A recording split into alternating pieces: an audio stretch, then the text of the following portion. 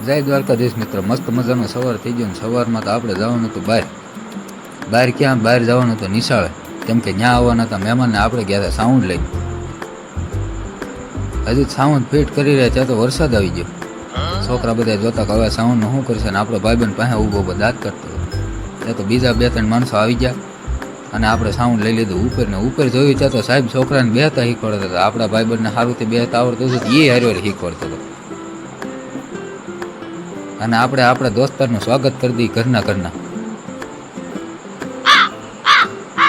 અમારેથી દાંત કાઢીને ગુલદસ્તો લઈ લીધો.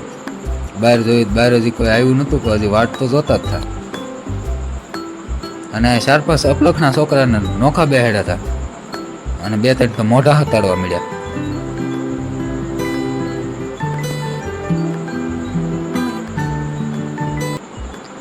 પછી આ છોકરા ઉત્સાહ કરતા તે આપણને એમ થયું કે હાથમાં દાંડિયા રાખીને શું કરતા અહીંયા.